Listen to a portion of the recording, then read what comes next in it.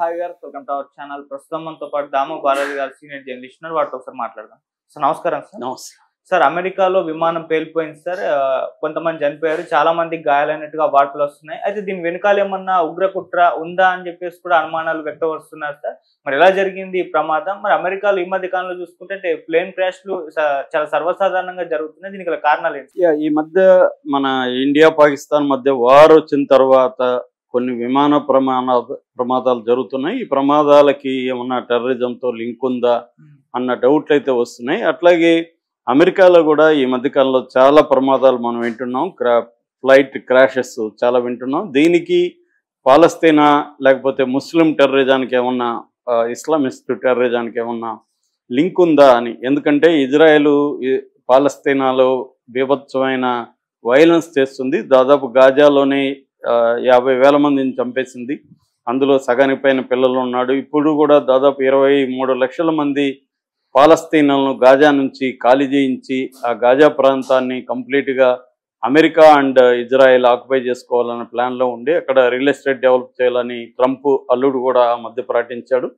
So ఇందువల్ల ఏముందంటే ముస్లింలని పెద్ద ఎత్తున ఊచకోతకు వస్తున్నారు. కాబట్టి ముస్లిం టెర్రరిస్టులు అమెరికాలో కావచ్చు మిగతా దేశాల్లో కొంత ఈ టెర్రరిస్ట్ యాక్టివిటీని పెంచి ఫ్లైట్లను కూల్చేయడం లేకపోతే బాంబులు పెట్టి పేల్చేయడం ఇవన్నీ చేస్తున్నారు అన్న డౌట్లు వస్తున్నాయి. మొన్న కూడా అమెరికన్లో ఉండే ఇజ్రాయెల్ ఎంబసీ దగ్గర ఒక అటాక్ అయితే జరిగింది. ఇలాగా రిటాలియేటరీగా చేస్తున్నారు. మొన్న ఇండియాలో కూడా ఒక ఫ్లైట్ ఢిల్లీ నుంచి శ్రీనగర్ వస్తున్న ఇండిగో ఫ్లైట్ 6E2142. సో ఇది కొద్దిసేపు గాల్లో టర్బులెన్స్కి గురైంది. దీనికి కూడా ఏమన్నా పాకిస్తాన్ అటాక్ ఏమన్నా జరిగిందా అనే డౌట్ వచ్చింది. దాని తర్వాత దీని మీద ఎంక్వైరీ జరిగిన తర్వాత ఇది వడగళ్ళు దీని మీద పడడం వల్ల పెద్ద ఎత్తున స్టార్మింగ్ అనేది జరిగింది. థండర్ బోల్ట్స్ అవన్నీ వచ్చాయి, పిడుగులు అవి. సో అలాంటి ఒక పిడుగుబడి ఇది హోల్ పడింది ముందు, దానివల్ల టర్బులెన్స్కి గురైంది. లాహోర్లో అంటే పాకిస్తాన్ ఎయిర్ స్పేస్ కానీ ఉపయోగించుకుంటే ఈజీ అయ్యిండేది, కానీ వాళ్ళు అలౌ చేయలేదు. సో దాంతో చాలా కష్టపడి మొత్తానికి ల్యాండ్ చేశారు. సో ఇలాగా రకరకాలుగా సివిలియన్ ఫ్లైట్స్ మీద అటాక్స్ జరుగుతున్నాయన్న డౌట్ వస్తుంది. ఈ నేపథ్యంలో అమెరికాలో ఒక ఫ్లైట్ పేలింది, అది కూడా జనావాసాల మీద పడింది. సో దాంతో ఒక్కసారిగా ప్రపంచం ఉలిక్కిపడిన పరిస్థితి ఏర్పడింది. అసలు ఆ ఫ్లైట్ ఏంటి, ఎందుకు పడింది, అసలు అమెరికాలో ఎక్కువగా ఫ్లైట్స్ కూలిపోవడం వెనక కారణాలు ఏంటి అనేది మనం చూద్దాం. ఇది వచ్చి సెస్నా సైటేషన్ 2 అనే ఫ్లైట్. ఇది N666DS దీనిది 1985 మేకింగ్ అనమాట. డీవియేటర్ LLC అనేది సంస్థ. ఇది ఓనర్ వచ్చి ప్రజెంట్ ఓనర్ డేవ్ షపిరో అతను అక్కడ మ్యూజిక్ ప్రొడ్యూసరు, తర్వాత మ్యూజిక్ డైరెక్టరు. తను ఈ సౌండ్ టాలెంట్ గ్రూప్ అనే ఒక మ్యూజిక్ టాలెంట్ గ్రూప్ ఉంది. దీంట్లో తన డ్రీమ్ అంటే డ్రమ్మరు, మ్యూజిక్ బుకింగ్ చేసే ఏజెంటు, వీళ్ళందరూ కలిసి 6 మంది ప్రయాణిస్తున్నారు. ఇదేంటంటే ఒక బిజినెస్ జెట్ అంటారు వీటిని. దీని పేరు 22 బిజినెస్ జెట్. ఈ బిజినెస్ జెట్ కాలిఫోర్నియాలో ఉండే గిబ్స్ ఎగ్జిక్యూటివ్ ఎయిర్పోర్ట్లో ల్యాండ్ అవ్వడానికి వస్తూ ఉంది. శాన్ డియేగోలో వస్తున్నప్పుడు సడన్గా అది ఒక మొత్తం ఫెయిల్యూర్ అయిపోయింది. ఎయిర్ ట్రాఫిక్ కంట్రోల్ వీళ్ళంతా కూడా చేతులు ఎత్తేసారు. మెయిన్గా ఏంటంటే రన్అవే లైట్ పాడైపోయింది. తర్వాత ఆటోమేటెడ్ వెదర్ సిస్టమ్ ఫెయిల్ అయిపోయింది.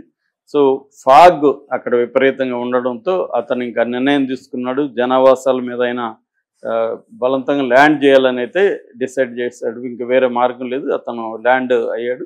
సో ఆ ల్యాండ్ అవ్వడం ఎక్కడైందంటే ఈ శాన్ డియేగోలో ఒక మర్ఫీ క్యానియన్ నైబర్హుడ్ అంటారు. ఆ మర్ఫీ క్యానియన్ నైబర్హుడ్లో ఇది బలవంతంగా ల్యాండ్ అయిపోయింది, క్రాష్ అయిపోయింది. దీంట్లో ఉన్న 6 మంది చనిపోయారు. అట్లాగే 15 ఇండ్లు నాశనమైనాయి. ఒక ఇల్లు అయితే కంప్లీట్గా నాశనం అయిపోయింది.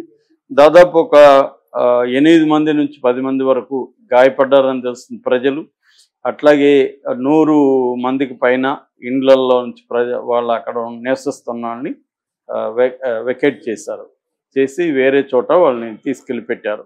సో ఇప్పుడు ఈ ప్రమాదం మీద ఎంక్వైరీ జరుగుతుంది. ఇదేమన్నా టెర్రరిస్ట్ యాక్టివిటీ ఏమన్నా ఉందా దీని వెనక అనేది ఎంక్వైరీ జరుగుతుంది. ఇప్పటివరకు అయితే వాళ్ళు చెప్తున్నది, నేను చెప్పిన ఫాగ్ ఈ వెదర్ ఎఫెక్ట్ వల్లనే జరిగిందనేది అయితే చెప్తున్నారు. ఇంకా కూడా ఎంక్వైరీ చేసే అవకాశం ఉంది దీని వెనక ఏమన్నా ఉందా.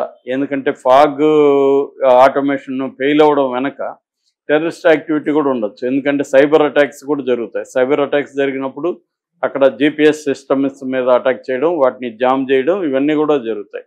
ఈ మధ్యనే మన 0 డే అనే ఒక వెబ్ సిరీస్ వచ్చింది రాబర్ట్ డీనోది. దాంట్లో కూడా ఇలాగే వాళ్ళు మొత్తం ఈ సిస్టమ్స్ మీద అటాక్ చేస్తారు, సైబర్ సిస్టమ్స్ మీద. దాంతో అనేక ఫ్లైట్లు కూలిపోవడం, ట్రైన్లు కొట్టేసుకోవడం, అంటే మారిపోతాయి మొత్తం. ఈ నావిగేషన్ సిస్టమ్ కంప్లీట్గా డిస్టర్బ్ అయిపోతుంది ఆ వెబ్ సిరీస్లో. అలాగా ఏమన్నా టెర్రరిస్ట్ యాక్టివిటీలు జరిగాయా అన్న అనుమానం కూడా ఉందని చెప్తున్నారు. అయితే ఓవరాల్గా అమెరికాలో మొన్న కూడా ఈ ఇయర్లోనే అలస్కా ఎయిర్లైన్స్ ఫ్లైట్ 128 అది కూడా క్రాష్ అయింది.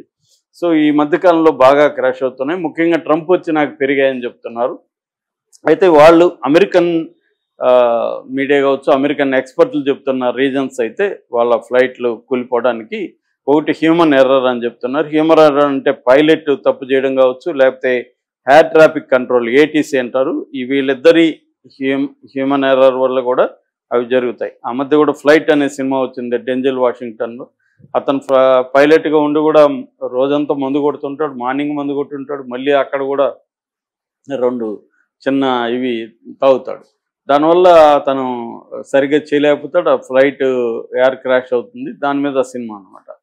సో అలాగే పైలట్ ఎర్రర్స్ ఉండడం ఒకటి కావచ్చు. రెండోది మెకానికల్ ఫెయిల్యూర్, అంటే పార్ట్స్ని తప్పుడు అవి సరైన పార్ట్స్ను వేయకపోవడం, తర్వాత మెయింటెనెన్స్ సరిగా లేకపోవడం, ఇంజిన్ సపరేషన్ అనే ఒక ప్రాబ్లం ఉంటుంది. ఇవన్నీ కూడా మెకానికల్ ప్రాబ్లమ్స్.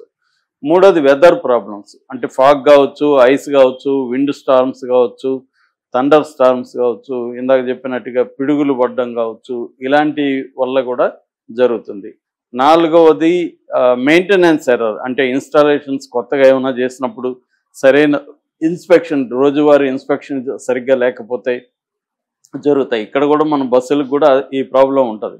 అంటే టైర్లు కరెక్ట్గా చెక్ చేసుకోవడం, ఇంజన్ ఆయిల్స్ కరెక్ట్గా చెక్ చేసుకోవడం, ఇలాంటివి రెగ్యులర్గా జరగకపోతే అప్పుడు కూడా ఫ్లైట్లు యాక్సిడెంట్కి గురవుతున్నాయి. ఐదవది మెయింటెనెన్స్ అండ్ ఇన్స్ట్రుమెంటేషన్, అంటే నావిగేటర్ కరెక్ట్గా ఉందా, తర్వాత ఆటో పైలట్ కరెక్ట్గా ఉందా, ఆల్టిమీటర్ కరెక్ట్గా ఉందా, ఇవన్నీ ఎక్కడ ప్రాబ్లమ్స్ వచ్చినా కన్ఫ్యూజ్ వచ్చేస్తుంది, ఎక్కడ దిగాలో తెలియదు. అట్లాగే environmental and wild life. Wild life అంటే ఇప్పుడు బర్డ్స్ వల్ల కూడా చాలా ఫ్లైట్లు కూలిపోయిన సందర్భం, బర్డ్స్ వచ్చి ఢీకొనడం. తర్వాత వాల్కోనిక్ యాష్ అంటారు, అంటే అగ్నిపర్వతాలు పేల్చినప్పుడు ఆ పొగ చుట్టుకోవడం వల్ల కూడా చాలా ఫ్లైట్స్ యాక్సిడెంట్కి గురయ్యాయి. అవి సడన్గా ఎరప్ట్ అయినప్పుడు అది ముందుగా తెలిస్తే ఆపేస్తారు ఆ రూట్లలో, అది చాలా పెద్ద ప్రమాదాలు కారణం. అట్లాగే రన్అవే ఇన్కర్షన్ అంటారు, అంటే రన్అవేస్ కరెక్ట్గా లేనప్పుడు ఒక్కొక్కసారి ఏదైనా పెద్ద ఎత్తున వరదలోకి రన్అవేస్ పాడవుతాయి, అలాంటప్పుడు కూడా ప్రమాదాలు జరుగుతుంటాయి. అట్లాగే టెర్రరిజం సబటేజ్, అంటే హైజాక్ చేసినా, లేకపోతే నేను ఇందాక చెప్పిన సైబర్ అటాక్స్ చేసినా, టెర్రరిస్టులు పేల్చేయాలనుకున్నా కూడా ఫ్లైట్లు యాక్సిడెంట్లకు గురవుతాయి. అట్లాగే ఫ్యూయల్ ఎగ్జాస్ట్, ఒక్కొక్కసారి ఫ్యూయల్ కరెక్ట్గా ఎంత ఉంది ఏంటి, వీళ్ళ ఎస్టిమేషన్ సరిపోతుందిలే అక్కడికి పోయే వరకు అనే ఎస్టిమేషన్, ఫాల్స్ ఎస్టిమేషన్ ఉండొచ్చు. సో అలాంటి మిస్కాలిక్యులేషన్స్, నావిగేషనల్ ప్రాబ్లమ్స్ వల్ల కూడా కూలిపోయే అవకాశం ఉంది. అట్లాగే డిజైన్ అండ్ మ్యానుఫ్యాక్చరింగ్, అసలు ఆ ఫ్లైటే మ్యానుఫ్యాక్చరింగ్లోనే కొన్ని ఫాల్టీ డిసిషన్స్ వల్ల కొన్ని తప్పులు జరగచ్చు. అది మేకింగ్లోనే ప్రాబ్లం ఉన్నప్పుడు జరుగుతాయి. ఈ మధ్య కూడా మనకు కూడా కార్లు కూడా చాలా ముఖ్యంగా ఎలక్ట్రిక్ కార్లు, ఎలక్ట్రిక్ వెహికల్స్ ఇవి జరుగుతున్నాయి. ఇదేంటంటే మ్యానుఫ్యాక్చరింగ్ డిఫెక్ట్ ఉంటుంది. లాస్ట్లో సిస్టమిక్ ఎర్రర్, అంటే ఈ ఫ్లైట్కి సంబంధించిన సిస్టమ్స్ ఏవైతే ఉన్నాయో, ఫ్లైట్ కల్చర్ అంటారు, ఈ ఎయిర్లైన్ కల్చరు, ఇది రాంగ్గా ఉన్నప్పుడు కూడా ఇవి యాక్సిడెంట్లనే జరుగుతాయి. ఏదేమైనా టెర్రరిస్టు చర్య ఉందా లేదనేది ప్రధానంగా